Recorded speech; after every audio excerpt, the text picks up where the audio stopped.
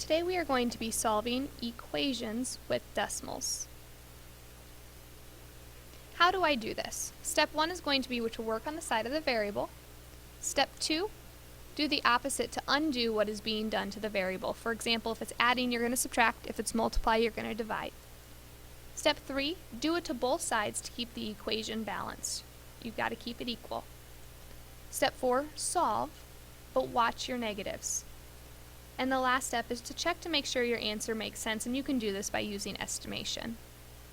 So let's do some practice here. If I have an addition example, I'm going to subtract 4 and 23/100ths. I'm going to do that to both sides, and remember when you add and subtract, line your decimal point up. These cancel each other out, so I'm going to get x equals. Here I'm going to add a 0 as a placeholder. 0 minus 3 would be a negative, so I'm going to regroup. And 10 minus 3 is 7. 4 minus 2 is 2. Bring my decimal point straight down. 8 minus 4 is 4. So we have x equals 4 and 27/100ths. If we were to use estimation to see if our answer makes sense, 4 plus 4 would equal 8. So I would say that our answer should be correct. Here's a subtraction example. To undo subtraction, we do the opposite, which is addition. So we're going to add 14 and 23/100ths to both sides. Again, line your decimal points up when you're adding or subtracting. These will cancel each other out completely. They equal 0. So x equals. Here I'm going to add. Let's add a 0 as a placeholder. 0 plus 3 is 3. 5 plus 2 is 7. Bring my decimal point straight down. 9 plus 4 is 13. 1 plus 1 plus 1 is 3. So I get 33 and 73/100ths as my answer. Let's see if that makes sense by using estimation. 33 minus 14 is 19. So I know my answer is very close, so this should be it. Okay, going on to a multiplication example.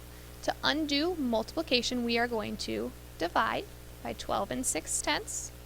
What I do to one side, I have to do to the other. And notice this one has a negative. These will cancel out and leave us with 1c left equals. A negative divided by a positive is a negative. So I'm going to put that there so I remember. And then I'm going to completely remove the negative. Remember, the first number goes inside. And again, I've removed the negative from this problem because I know my answer is already going to be negative. And then 12 and 6/10 goes on the outside. We don't want to have a decimal on the outside, so we'll go ahead and move it. And again, if I move it on the outside, I have to move it on the inside and then bring it straight up. 126 doesn't go into 1. It doesn't go into 10. Doesn't go into 103. It goes into 1033 8 times. 8 times 126 is 126 times 8 gives me 1008.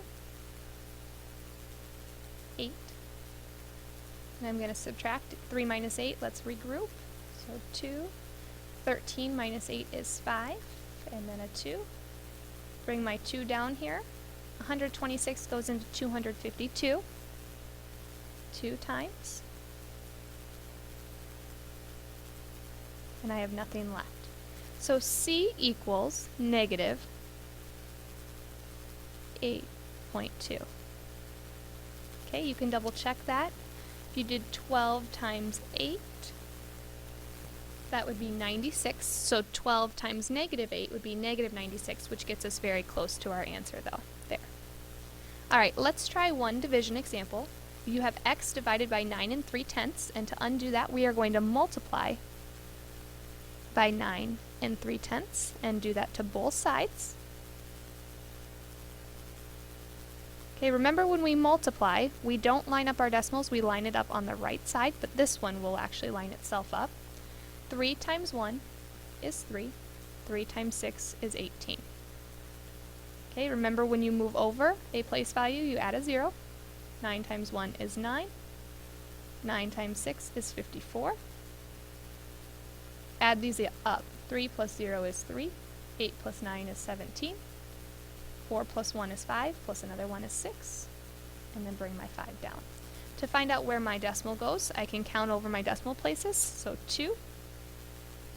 Or I can use estimation. 6 times 9 is 54, so I know it needs to go between the 6 and the 7. And I'm going to clean up my answer here a little bit. X equals 56 and 73 hundredths. And again, use estimation to check to make sure your answer is correct. If I were to use compatible numbers, I know that 54 divided by 9 is 6. So I know that my answer is very close to my estimation. All right, the last problem is with a negative. Here we are adding 12 and 97 hundredths to m, so I'm going to subtract on both sides. Since it's a negative, I'm going to write it horizontally. Okay, these cancel each other. So m equals, here we are subtracting with negatives, so we're going to zip and zap. And I notice I'm adding two numbers with the same signs, so I'm going to add them and keep my sign. So 14 and 35 hundredths plus 12 and 97 hundredths. 5 plus 7 is 12. 9 plus 3 is 12 plus 1 is 13. Bring your decimal point straight down. 4 plus 2 is 6 plus 1 is 7. And 1 plus 1 is 2. Okay, so I get m equals 27 and 32 hundredths. And we know a negative plus a negative is a negative. Make sure your answer makes sense. Negative 27 plus 13 would be right around negative 14. Okay, so I see that I'm correct. You may now go to Schoology, take your quiz, and then start your homework.